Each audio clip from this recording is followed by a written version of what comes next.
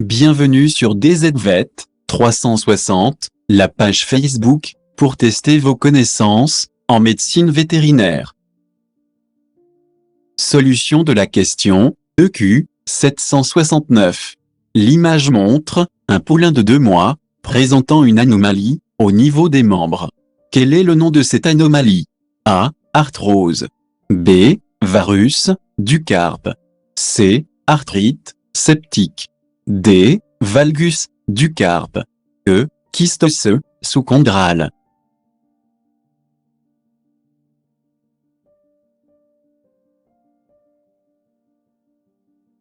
La bonne réponse est D. Valgus du carpe.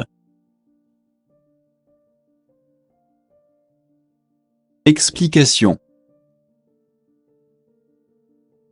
Cette photo montre un poulain âgé de 2 mois, atteint d'un valgus bilatéral du carpe. Il s'agit de l'une des déformations angulaires des membres, la plus courante chez les poulains. Elle est généralement due à une croissance asynchrone des plaques de croissance, métaphysaires et épiphysaires. On distingue, selon leur sens, 2 formes de déviations angulaires. Valgus, déviation latérale, vers l'extérieur, d'un segment du membre, par rapport au segment immédiatement proximal à lui. Varus, déviation médiale, vers l'intérieur, d'un segment du membre, par rapport au segment immédiatement proximal à lui. Déviations angulaires du carpe. Valgus du carpe. Traditionnellement, on parle aussi de genou de bœuf, ou de vache, ou genou dévié, en dedans. Varus du carpe. On parle aussi de genou cambré, ou genou dévié, en dehors. Déviations angulaires du tarse. Valgus du tarse. Aussi appelé jarret clos, ou jarret crochu. Varus du tarse.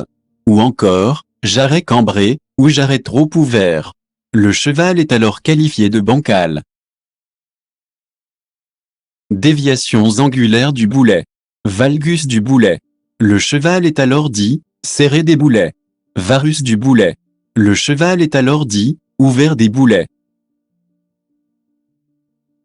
Déviations angulaires de l'articulation interphalangienne proximale. Valgus interphalangien. Ou pied déporté, en dedans. Varus interphalangien. Ou pied déporté en dehors. Avec ces déviations angulaires, est souvent associé un certain degré de rotation des membres ou des pieds. On observe ainsi essentiellement une rotation externe, membre ou pied peinard, avec le valgus. Une rotation interne, membre ou pied cagneux, avec le varus. Cette photo montre un poulain atteint d'un valgus, du carpe droit, et d'un varus, du carpe gauche.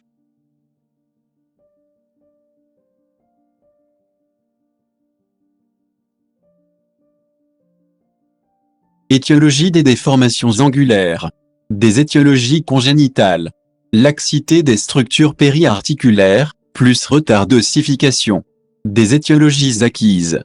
Multifactorielles, par action, sur le cartilage de croissance, la régulation de la croissance, subissant l'influence de facteurs génétiques, biomécaniques, alimentaires et endocriniens. Merci de votre attention, et au revoir.